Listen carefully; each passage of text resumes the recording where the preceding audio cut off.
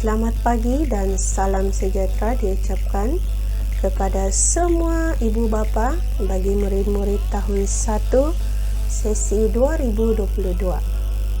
Tahniah dan terima kasih kerana memilih SK Pasir Putih sebagai permulaan bagi pembelajaran secara formal bagi anak-anak tuan-tuan dan puan-puan. Baiklah, pada pagi ini saya Puan Sylvia binti Simon selaku guru disiplin sidang petang akan mengongsikan beberapa informasi tentang pengurusan unit disiplin SK Pasir Putih Keningau, Sabah. Kita bermula dengan pengenalan carta organisasi bagi pengurusan disiplin SKPP. Ianya dipengerusikan oleh Encik Rahisin bin Narion selaku guru besar. Timbalan pengerusi Puan Novita alias Nisma Johari iaitu penolong kanan kurikulum. Manakala naib pengerusi adalah 4 barisan pentadbir iaitu Puan Mendi Akalis PKM, Encik Jaulis bin Masulim PK Ko Kurikulum, Puan Jessin Yap Willian PK Petang dan Puan Betty Rustin PK Pendidikan Khas. Ketua Guru Disiplin bagi SKPP ialah Puan Rosmina binti Muhammad, Setiausaha Haini binti Jasmin. Manakala Guru Disiplin bagi Sistem Salalaku Disiplin Murid SSDM iaitu Sistem Perekodan Salalaku Murid secara online adalah Encik Carson Chia. Guru disiplin terdiri daripada sidang pagi Puan Diana Francis Lee, sidang petang saya sendiri Sylvia binti Simon dan Puan Sarina binti Syarifuddin. Pengurusan disiplin dibantu oleh AJK yang terdiri daripada semua guru kelas, semua penolong guru kelas, semua pengawas sekolah, semua ketua kelas dan semua penolong ketua kelas. Berikut dikongsikan barisan guru kelas dan penolong guru kelas 2022. 1 Akasia Puan Sarina dan Encik Hafzi. 1 Kelisa Puan Hani dan Ustazah Zuraida. 1 Raflisia Puan Filma dan Puan Jen. 1 Jati Puan Syarina dan Encik Wong Hoksin. 2 Kelisa Puan Sisilia dan saya sendiri Puan Sylvia. 2 Akasia Puan Norlela dan Ustaz Syaufi. 2 Raflisia Puan Kartina dan Ustazah Kasmini. 2 Jati Puan Everilda dan Encik Muhammad Ghazali. 3 Akasia Puan Haniati dan Puan Sanisa. 3 Raflisia Puan Irma dan Puan Katarina. Manakala 3 Kelisa Puan Jumasi dan Ustazah Hikmatul Hasanah. Ini adalah barisan bagi guru kelas dan penolong guru kelas sidang petang. Untuk sidang pagi pula 4 Akasia Muhammad Irfan dan Puan Darina. 4 Kelisa Ustazah Haini dan Encik Muhammad Faizal. 4 Raflisia Encik Rodion dan Puan Diana. 5 Jati Puan Norizan dan Puan Rosbina. 5 Akasia Puan Normala dan Ustazah Wasmia. 5 Kelisa Puan Aziza dan Puan Florina. 5 Raflisia Encik Nordin dan Ustazah Balkis. 6 Akasia Encik Carson dan Encik Repi. 6 Raflisia Encik Jo dan Encik Chin Syuken. Manakala 6 Kelisa Puan Riana dan Ustazah Ramla. Seterusnya dikongsikan waktu persekolahan bagi sidang petang. Dimaklumkan kepada semua ibu bapa, persekolahan pada hari Isnin bermula pada 12.50 tengah hari hingga 5.40 petang. Hari Selasa 12.50 tengah hari hingga 5.40 petang. Hari Rabu 1.20 petang hingga 5.40 petang. Kamis 12.50 tengah hari hingga 5.40 petang. dan Jumaat 1.20 petang hingga 5.40 petang. Diharapkan semua ibu bapa ambil perhatian dan maklum tentang waktu persekolahan sidang petang ini. Semua murid wajib datang ke sekolah sekurang-kurangnya 10 minit sebelum sesi pembelajaran bermula. Baik, berikut adalah SOP semasa ibu bapa menghantar murid ke sekolah. Pertama, pastikan murid sentiasa memakai pelitup separuh muka atau mask. Kedua, pastikan anak-anak sihat dan tidak bergejala.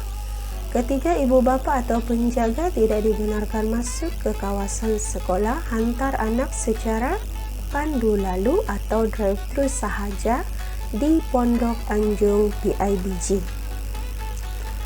Berikut pula adalah SOP semasa ibu bapa mengambil murid pulang.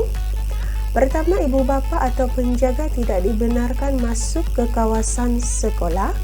Ambil anak secara pandu lalu atau drive-thru sahaja di Pondok Anjung PIBG bagi murid tahun 2, manakala Dewan Sekolah adalah bagi murid-murid tahun 1 dan 3.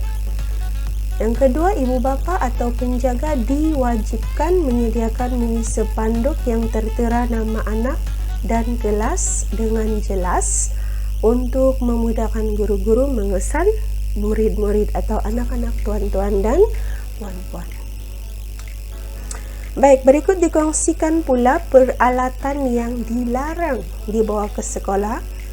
Pertama, benda tajam seperti pisau lipat, pisau cukur, paku tekan, skru dan gunting. Dibenarkanlah jika ada arahan dari guru.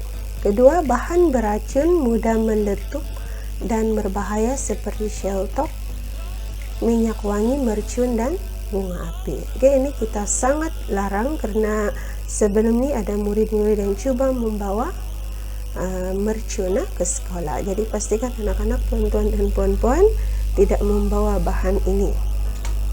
Yang ketiga, bahan bacaan duca berbentuk CD ataupun majalah atau buku cerita. Keempat, bahan bacaan komik. Kelima, alatan elektronik seperti telefon bimbit, laptop, earphone dan tablet. Keenam, alatan perhiasan seperti subang, emas atau silver, rantai gelang, rantai kaki, rantai leher tidak dibenarkan. Ketujuh, alatan mainan seperti kereta mainan atau patung. Kedelapan, alatan yang mudah pecah seperti cermin muka, mainan mudah pecah, botol air kaca, kontainer kaca. Jadi pastikan botol air anak-anak tuan-tuan dan puan-puan diperbuat daripada plastik ataupun bahan yang tidak mudah pecah. Kesembilan, pen marker atau sebarang alat tulis yang tidak diarahkan guru untuk dibawa ke sekolah. 10, alat solek seperti gincu dan bedak muka tidak dibenarkan. 11, wang saku mestilah tidak melebihi Rm5. Jika murid membawa lebih daripada Rm5 dan berlaku kehilangan atau keciciran, maka pihak sekolah tidak akan bertanggung jawab. Seterusnya, dikongsikan tata cara pemakaian seragam rasmi sekolah. Bagi murid yang tidak bertudung, bagi murid perempuan yang tidak bertudung, pemakaian adalah seperti dalam gambar ini. Dibenarkan baju pinafore dan juga baju kurung. Baju pinafore wajib memakai tali leher yang mempunyai lencana sekolah atau logo sekolah. Kedua, rambut panjang perlu diikat kemas dengan gelang getah atau reben berwarna hitam atau putih sahaja. Ketiga, rambut hadapan tidak menutupi dahi. Keempat, stoking dan kasut berwarna hitam. Kelima, sarung baju kurung mestilah berwarna biru gelap. Keenam, tidak boleh memakai perhiasan diri seperti subang atau rantai leher, rantai kaki dan sebagainya. Ketujuh, tidak dibenarkan memakai alatan solek seperti gincu, jalak, dan sebagainya.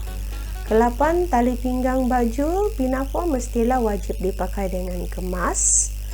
Ke-9, baju kurung mestilah berwarna putih dan berbutang di leher. Seterusnya, tidak dibenarkan mewarnakan rambut selain daripada warna asli rambut. Ke-11, skirt baju pinafore mesti labu sehingga paras lutut. Ke-12, lencana dan tanda nama dijahit di sebelah kiri baju, ya. Dan yang terakhir, sentiasa memakai pelitup separuh muka atau mask. Ini adalah bagi pakaian seragam murid perempuan yang tidak bertudung. Seterusnya, dikongsikan pakaian seragam lelaki tanpa songkok. Pertama, semua murid wajib memakai tali leher yang mempunyai logo sekolah. Kedua, kasut dan stoking berwarna hitam. Ketiga, seluar biru berwarna gelap. Keempat, tali pinggang warna biru gelap dan bersaiz kepala biasa, tidak boleh bentuk-bentuk yang lainnya. Kelima, kemeja putih berkola lengan pendek sahaja. Keenam, rambut pendek dan sentiasa disikat kemas. Rambut hadapan tidak menutupi dahi. Rambut belakang pula nipis dan tidak mencecah kola baju. Rambut tepi tidak mencecah atau menutupi cuping telinga. Manakala rambut sebelah atas tidak melebihi 6 inci dari kulit kepala. Semua pelajar lelaki tidak dibenarkan untuk menyimpan misai dan janggut. Tidak boleh memakai topi. Lencana dan tanda nama dijahit di sebelah kiri dan sentiasa memakai pelitup separuh muka atau mask. Ini pula adalah tata cara pemakaian bagi pakaian seragam murid lelaki dan perempuan yang bersongkok dan bertudung. Tambahannya ialah songkok mestilah berwarna hitam sahaja seperti dalam gambar. Tudung warna putih seperti juga dalam gambar, dan wajib pakai anak tudung berwarna putih seperti dalam gambar. Dan tata cara bagi lencana sekolah dan nama murid mestilah dijahit di atas poket baju. Poket baju sekolah wajib dikosongkan. Dan bagi murid yang bukan pengawas, tidak boleh memakai baju putih lengan panjang seperti dalam gambar ini, tidak dibenarkan. Semuanya mesti berlengan pendek sahaja.